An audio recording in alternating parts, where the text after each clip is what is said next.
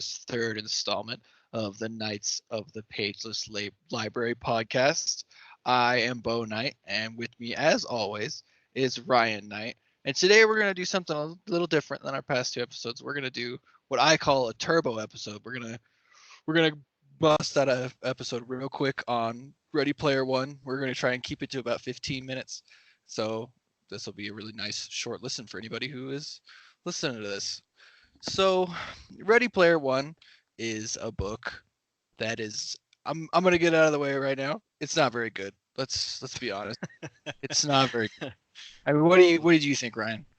Yeah, I can throw in my thumbs down from me right now too. I don't like it. This is go ahead. Sorry. I was just gonna say it's pretty sad that a book mostly about video games and stuff is something I wouldn't like because I love video games. So. But I mean, I feel like that's where a lot of the problems I have with this book is the writer. What's his name? I just had it pulled up. Ernest Cline. Yeah, Ernest Cline. He's got to be a huge super nerd, but the whole book is basically like him trying to earn your nerd credit the whole time. He's just like, oh, I know a bunch of nerd shit, and he's just like listing it off in weird ways. Yeah, yeah. So the book is read by Will Wheaton. Will Wheaton. Yeah. I mean, he does a fair job. It's not amazing, and somebody who has as much actor cred as he has, I feel like he could have done a better job, honestly. Yeah, I agree. I didn't think it was amazing. Thought it was okay. Yeah, it's okay. It's like middling. It's nothing to write home about. He kind of makes me not like the main character even more because of the inflections he puts on his voice. Old Parzival. So yeah, I guess we can give a real quick. So the whole like kind of story arc of Ready Player One. I'm sure some people have seen the movie. I actually haven't seen the movie, and if it's anything like the book, I don't really want to watch it. But I have not seen it either, and as far as I know from certain things I've seen, the movie is a little different, but I think it follows the same basic storyline. Right. So the book follows a like high school age kid. He's about to graduate, and he's kind of spent his whole life in this thing called the Oasis, which is like a super realistic virtual reality, as far as I understand it. Right, like you have to wear like goggles and gloves to be able to interact, and he actually goes to school in the Oasis. It's basically like VR now, but way more high tech. And you can pretty much do anything in the Oasis, as long as you have money. Yeah, I didn't really like that part at all. This book, real quick, too, is it is. Oh man, I just had it. It is like 15 hours long. Yeah, 15 hours and 40 minutes. So it is a knockdown, drag out book, especially if you start not liking it early on. So the whole point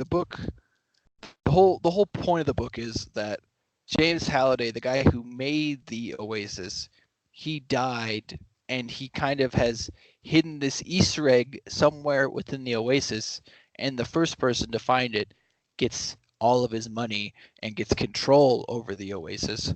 And so that is what Parzival is doing, or Wade, I guess is his name, but his avatar's name is Parzival. That's like what he spent his whole life doing, is trying to discover this Easter egg. Right, and the book is set in kind of a dystopian future, but not that far in the future from now. Right. It's like 2040 or something like that. It's not that far in the future. I think it's called the energy crisis is what it's called, because you really do not get very many details about it. And no, I can tell you what it is. It's just some liberal democratic like cry, and but the thing I hated about it is he says all these things are so wrong with the world, Yet everybody's just playing this video game perfectly fine. No issues with the internet. Yeah, that's one thing I didn't understand is like the internet is always amazing. Right. I didn't really Like get no matter that where he was. Yeah, I didn't understand it really at all either. because like even the internet where I live, which is not amazing, but if it dips a little bit, like you can't like your YouTube videos will be awful. So how are you Right. going to be able to stream this amazing like supposed to be like photorealistic game in that doesn't make any sense to me. Yeah, and I want to on that note, I would like to apologize to anyone listening who's catching if our voices are getting a little distorted because most likely that's due to our internet connection. So, Yeah. It's real problems. yeah, no shit. I'm trying to think of like more because I have a lot of issues with this book. I Like do it, too. Issues that can't be summed up in 15 minutes, that's for sure. no, and we'll do a full. We might have to just do a part 2 because I have a lot of complaints about this book, and it really bothers me to get on Amazon, which again we're listening to this from Audible, if anybody's curious, and it has a ton of reviews, like almost 20,000, and it has like 4.5 stars, and that really bothers me because it I don't think it was that good. So To be fair though, the first time I listened to it, I did enjoy it. I really did. But the second So time, I enjoyed it the first time. I can agree with you on that. But I still, even the first time, had a lot of problems with it.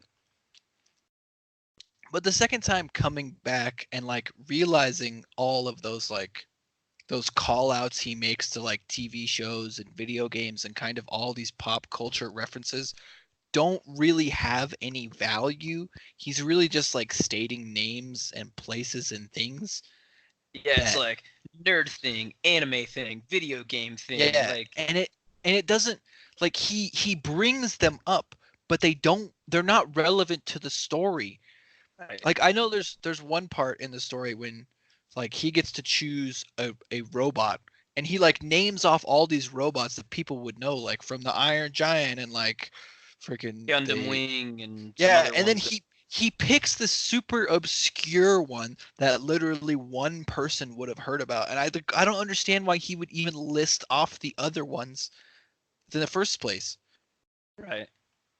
And the ones that were picked by other people were ones that were like freaking Mecha Godzilla. Everybody knows who that is, but Yeah, he didn't even say that one in there. Like, yeah, I don't know. Yeah, it's just and like I don't and I don't really understand like who this book is for because it's really like a teenage love story, but like Halliday was obsessed with the 80s, so everything is like about the 80s, but it's for like kids who would be like in their 18 who are 18 right now, so they wouldn't have any nostalgia for the 80s. I don't really right. understand like who this is for. I didn't really understand that part either. And that's fine if like, young kids now it's doing some callbacks like to the 80s. Um, because like our parents were like a product of the 80s, so we both have listened to plenty of 80s music and stuff like that. But Yep. at the Our same dad's time, favorite I video game wouldn't is be like Asteroids. with anything from the 80s. Yeah, I don't. Yeah. Yeah, I just don't. I feel like it doesn't really tell.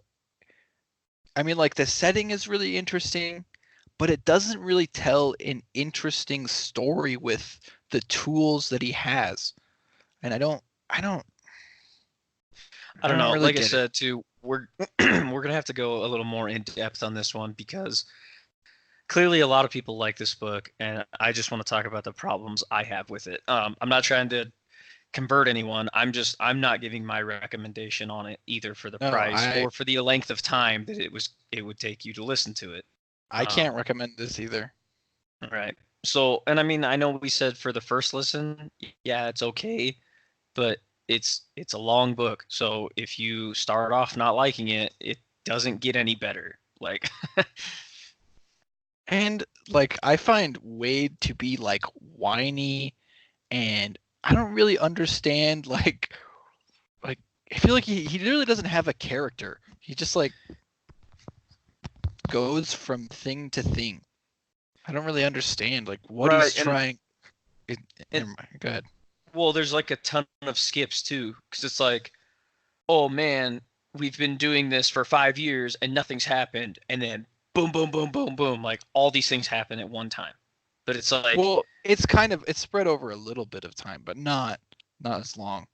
Oh, well, you're right, because there's another skip of like over 6 months at one point, but I don't like that. I don't think that that's a good way of, I mean, not that I know anything about writing, but I just don't really like the way of doing it. It's almost like a montage, but it doesn't really cover anything in a book. Yeah, I don't. It is. I mean, it's kind of, it gets kind of gripping at the end, but I mean, like, it's kind of so obvious what's going to happen from a mile away. And I mean, like, there are a few twisted turns when you're like, oh no, how's it going to get out of this? But I mean, it's so obviously like a feel good book that he's going to win in the end. Don't worry. You don't need to be stressed. Right. Yeah, for sure. It has that kind of hero complex type thing going on, which is fine. I understand that's how most books are. They can't all be like Game of Thrones. That would be terrible anyways if they were all like that and they were all just all your favorite characters died all the time. But yeah, and the buttholes get to live. But yeah, I don't know. I can't give my recommendation on this one. I really can't. Just for the sole purpose that it's not like a few of the previous books we talked about, which are worth more than one listen. This book is definitely not worth more than even one listen. So I would say it's probably really only worth it like if you grew up in the 80s and like you spent a lot of time in like arcades, probably played a lot of Dungeons and Dragons, like you probably will get a lot of mileage out of this book because they're going to talk about a lot of things that you know a lot about and you might enjoy it. Yeah, and that's a good point. But even then, like there's probably something better out there. So yeah, I mean, I would kind of say the same thing. And we're gonna have to revisit this because I have a lot more to say about it, and I don't want to be too rushed on it. I know this is probably gonna be rushed and jumbled for a lot of people, but we have some constraints that we're dealing around right now. But after this episode, it should get even better. So yeah, so I say next time let's do part 2. This time it's personal, and we will finish this beast of Ready Player One. We'll get all our feelings out there. Yeah, I agree with that, and it might be a knockdown, drag out one because we might have to tear this one up. So might have to. I mean, I feel like it's our civic duty. Yeah, and there's gonna be a lot of people who disagree with us, and that's fine. We'd love to hear from you, and we'd love to have a conversation about it. Yeah, but this is just gonna be us laying our thoughts out there on the table. So, well, that's about our time. We got a minute left. You got anything really pressing you want to say? No, I just want to. If anybody is listening, I know we're not getting a lot of attention right now, and that's okay. But just plug our email again one more time, and that's kotpl.pod@gmail.com for anybody who wants to get in contact with us. I mean, you can find us on SoundCloud. I mean, if you're listening to this is probably where you're listening to it at, under Knights of the Pageless Library on SoundCloud. And we got a Facebook page under the same name. Yep, I think we're good. And thank you everybody who's listened so far.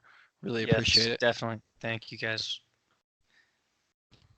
And we will see you next time.